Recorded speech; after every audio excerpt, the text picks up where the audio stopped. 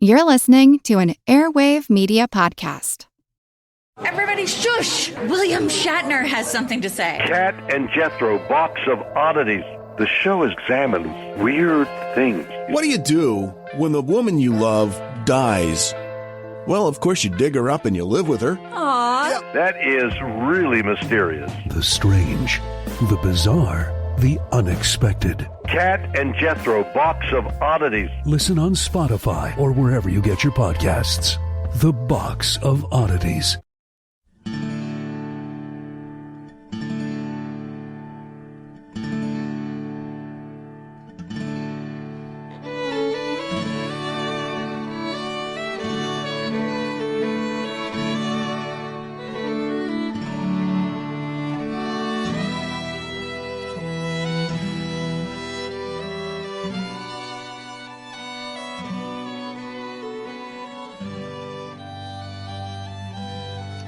Hey everyone, welcome to episode 522 of our Civil War podcast. I'm Rich. And I'm Tracy. Hello y'all, thanks for tuning in to the podcast. With this show, we're going to continue looking at the action at the Battle of Kennesaw Mountain in Georgia on June 27th, 1864. With the last episode, we started to cover the attacks by the Federals in George Thomas's Army of the Cumberland. And as you guys will recall, the assaults we covered last time were mainly hitting the portion of the Confederate line held by Patrick Cleburne's division. To the south of Cleburne's position, the Confederates of Benjamin Franklin Cheatham's division were largely unaffected by the attacks carried out by two of the three Federal Fourth Corps brigades. As we talked about last week, the assault by Harker's brigade had been the only one affecting Cheatham, when Harker's Federals hit a part of the Confederate line held by Alfred Bond's brigade. However, Harker's brigade was part of Fourth Corps, and to his right, that is, south of Harker, was where 14th Corps was to attack. Here there was a bend in the Confederate line, jutting out to the west and forming an angle. While this entire area is known today as Cheatham Hill, this specific bend in the Confederate line was known forever after as the Dead Angle. And it was at the Dead Angle that Cheatham's Confederate division was engaged in the fiercest and most determined defensive action at the Battle of Kennesaw Mountain.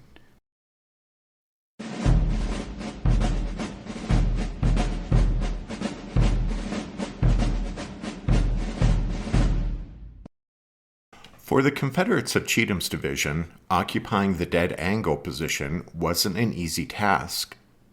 The area south of Kennesaw Mountain and north of Kolb's Farm was held by Hardee's Corps, and as we said, Major General Benjamin Cheatham's division extended the rebel line south of Cleburne's position.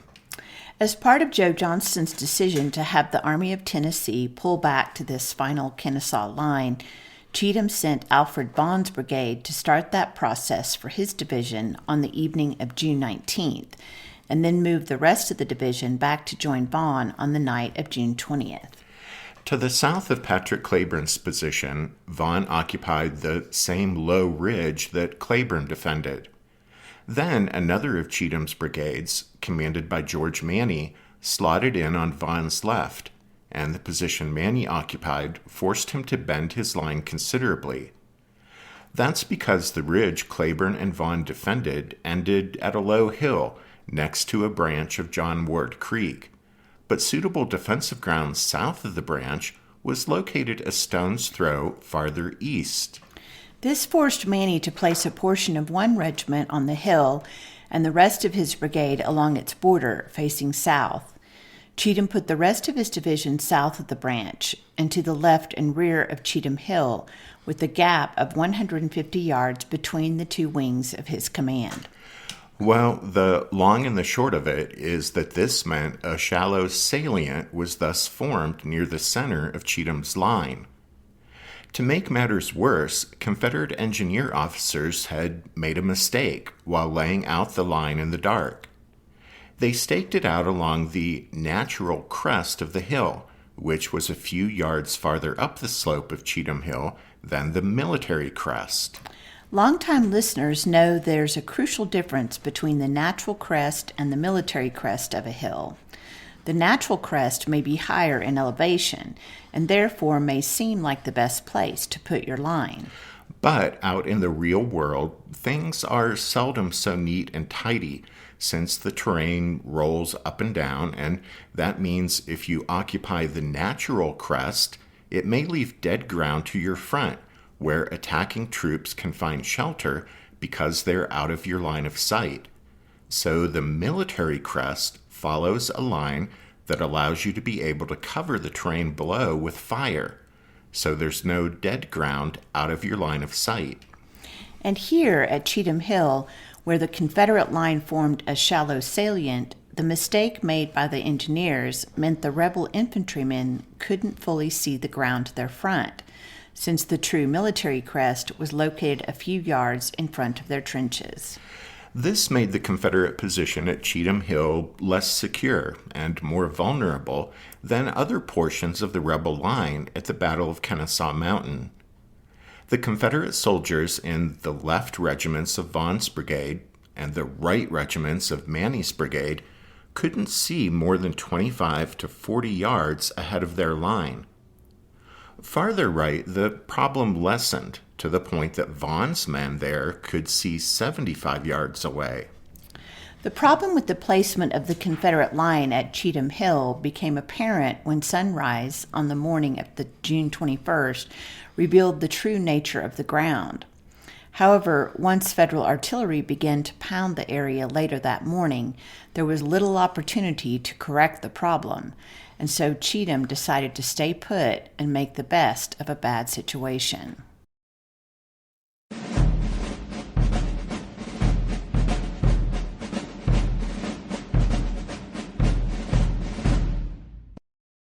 The angle in the Confederate line at Cheatham Hill seems to have been called the Devil's Elbow by the men who held it, while others, and history, have called it the Dead Angle. The latter name stemmed from both the heavy casualties suffered there during the Federal attack on June 27th and from the fact there was considerable amount of dead ground in front of the rebel position. To Manny's front, a low valley of a branch of John Ward Creek paralleled his line and that of Vaughan's brigade. A ridge lay just west of the branch and some 400 yards from the Confederate position. In other words, the terrain here seemed to offer the Federals some advantage in approaching the dead angle. Once the sun was up on the morning of June 21st, Cheatham surveyed the terrain to his front and decided that he should occupy that ridge across the way with a skirmish line. This resulted in sporadic scrapping with the Yankees for the rest of the day and the next, the 22nd.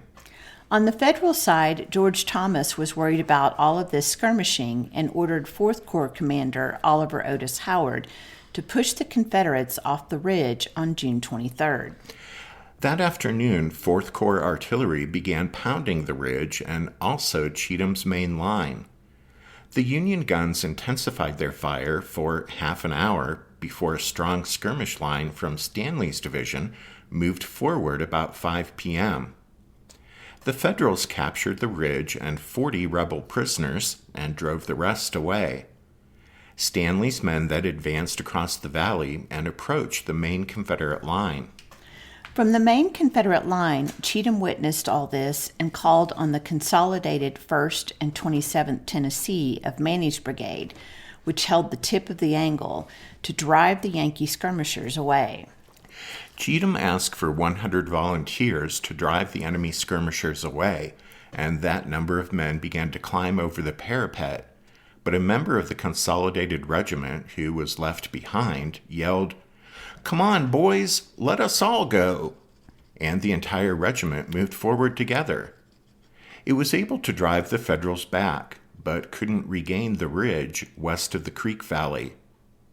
Hardee recalled that both the Federal bombardment and the skirmishing were some of the heaviest he'd seen during the campaign. The Federal guns started to fire again on the morning of June 24th, pounding the angle and partially enfilading Vaughan's left flank. Cheatham worried that his position would soon become untenable and that he might have to conduct a difficult withdrawal under heavy fire to a point 300 yards to the rear. Fortunately for Cheatham, though, it seemed the Union gunners were unaware their bombardment was having such an effect on the rebels, because the shelling tapered off after an hour of heavy firing. Cheatham guessed the enemy gunners merely wanted to try and get the Confederate artillery to open fire and thus reveal their positions. However, Cheatham had ordered the rebel gunners to remain silent for the time being and to mask their positions with brush. That night, Cheatham ordered his men to work at strengthening their trenches, as well as the obstacles in front.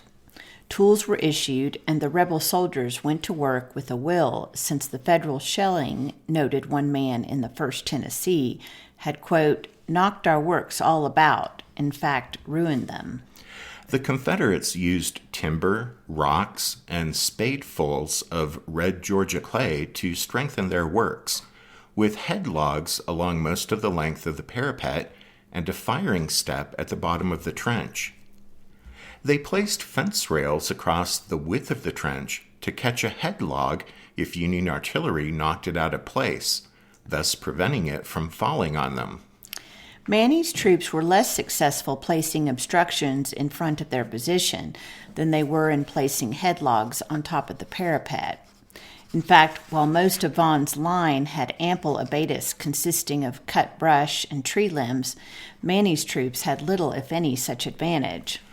Vaughn's men had placed abatis about 30 yards in front of their position, which was a good distance at which to force attackers to halt and receive short-range musketry.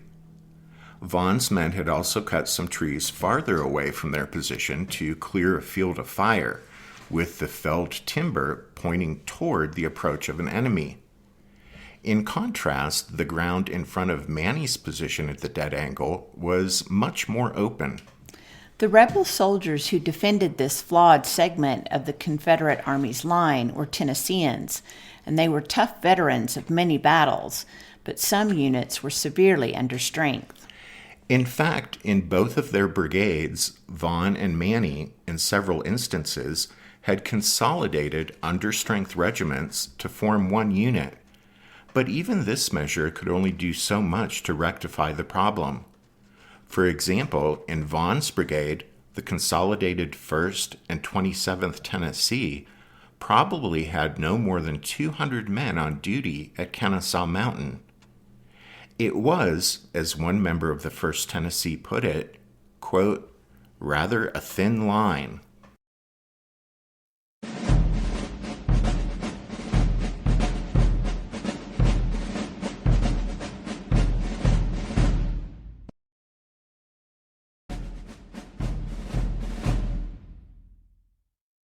The Confederates continued to strengthen their works at the dead angle on the night of June 25th.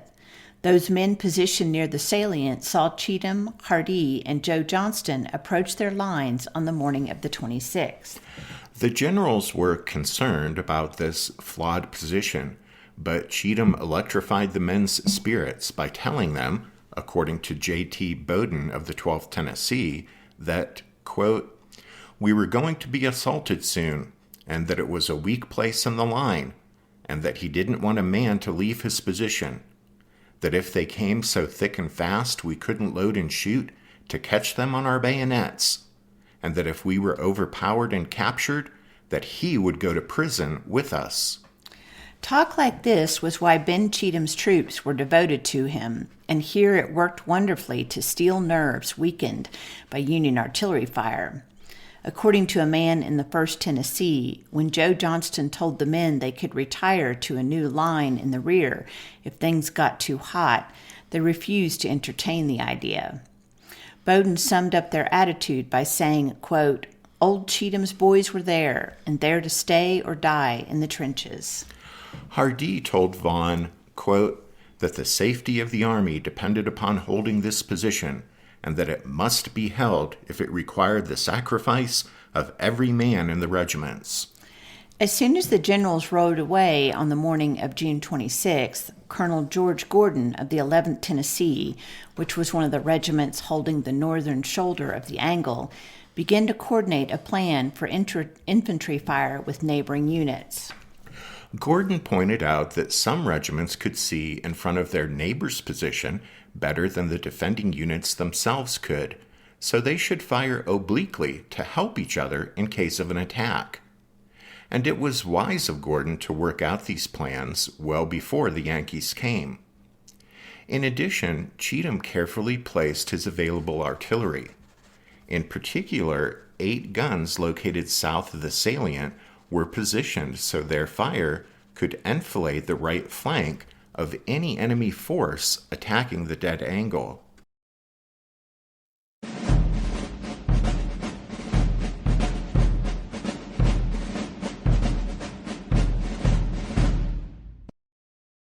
The 14th Corps' attack on the morning of June 27th was the smallest major assault made by the Federals at the Battle of Kennesaw Mountain, but it involved some of the best troops in George Thomas's Army of the Cumberland. The two 14th Corps brigades, commanded by Dan McCook Jr. and John Mitchell from Jefferson C. Davis's division, would start their advance from the same ridge that Newton's division used, but from a spot a bit south of Newton, and McCook and Mitchell would aim their attacks squarely at the angle in the Confederate line on Cheatham Hill. When officers roused the men of McCook's and Mitchell's brigades from sleep at 4 a.m. on the morning of the 27th, they told them to eat breakfast before they'd set out 2 hours later. The two brigades had spent 2 nights resting in a wooded area behind the front line, unaware that they were to play a bloody role in the coming attack. As the troops moved a short distance forward, regimental commanders gathered at brigade headquarters for instructions. The rank and file knew that trouble was afoot when they were told to leave their knapsacks behind, and that haversacks, canteens, and 60 rounds of ammunition were all they would carry with them. The morning already was quite warm, heralding one of the hottest days of the campaign thus far. Francis McAdams of the 113th Ohio recalled that although, quote, the air dawned bright and pleasant, there is an air of sober business on the faces of our officers as the coming events are casting their shadows. The conference of regimental commanders was brief. Although Jefferson C. Davis's division had 3 brigades, only McCook's and Mitchell's were to make the assault. On the right, John Mitchell's brigade would attack the southern shoulder of the dead angle, where George Manny's Confederates held the rebel works. To Mitchell's left, Dan McCook Jr.'s brigade would hit the northern shoulder and apex of the salient, held by Alfred Vaughn's Confederates. Davis's 3rd Brigade, commanded by James Morgan, would remain behind but stand ready to support McCook and Mitchell if necessary. Sergeant Nixon Stewart of the 52nd Ohio in McCook's brigade recalled that the veteran federal troops knew exactly what the flurry of orders that morning and all the hustle and bustle meant for them. Quote, thus, before breakfast, everyone knew of the day's work. The hush of the coming storm was in the air. As I opened that old volume my mother gave me when I left home, I read, 1,000 shall fall at thy side, and 10,000 at thy right hand, but shall not come nigh thee. And, commending my life to God, I felt an inspiration that followed me throughout the whole day. While Stewart drew inspiration from the book of Psalms in the Old Testament, he noted that most of his comrades went about their preparations for battle, quote, like men on business.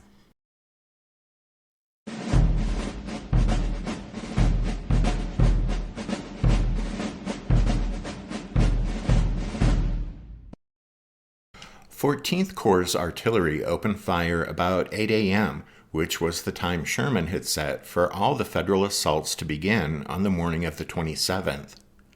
Guns in Hooker's 20th Corps sector to the south contributed to the bombardment of Cheatham Hill. William Clark McLean of the 123rd New York had a clear view of the Union batteries in action. Quote, the gunners worked in their shirt sleeves and looked like workmen in a furnace.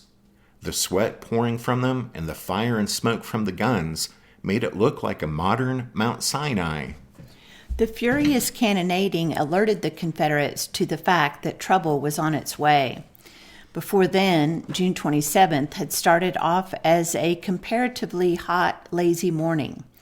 According to J.W. Blair of the 1st Tennessee, at the tip of the salient, the men, quote, arranged their blankets across the poles over the trench as a protection against the beaming sun. But when the shells began to come our way, blankets went down, and we kept out of sight until that part of the program was finished. Another soldier in the 1st Tennessee, Private Sam Watkins, wrote one of the finest personal memoirs of a common soldier in the Civil War, titled Company H, or A Sideshow of the Big Show. Watkins also recalled the furious federal bombardment that warm morning, which was otherwise a beautiful Georgia summer day.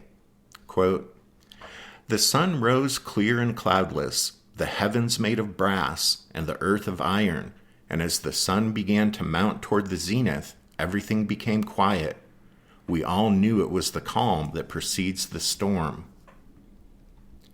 As Watkins and his comrades peered out from their entrenchments, they could see the enemy gathering on the hills opposite the Confederate lines, with, quote, "the stars and stripes moving to and fro. We could hear the rumbling of the heavy guns and the distant tread of a marching army, as a faint roar of the coming storm, which was soon to break the ominous silence with the sound of conflict, such as was scarcely ever before heard on this earth.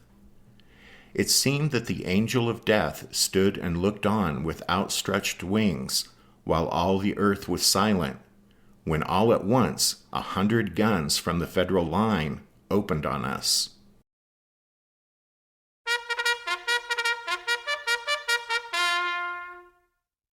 That means it's time for this episode's book recommendation. And our recommendation this time is Company H, or A Sideshow of the Big Show by Sam Watkins. I think this is the 3rd time we've recommended Company H. So if you haven't got it before now, well, here we are in the Atlanta campaign. So this might be your last chance before the end of the podcast. I mean, I can't guarantee we'll bring up Sam Watkins too many more times. You can find all of our book recommendations if you head over to the podcast website, which is www.civilwarpodcast.org. Also at the website, you can find info about how to join the Strawfoot Brigade over on Patreon and support the podcast in that way, just like Samir B., Casey S., Mark D., Ori P., Cody C., and Mike have all done recently. A big thank you to them and to Kevin B. and Mark D. for their donations. Then, last but not least, thanks to all of you for listening to this episode of the podcast. Rich and I do hope that you can join us again next time when we'll look at the fierce fighting at the Dead Angle.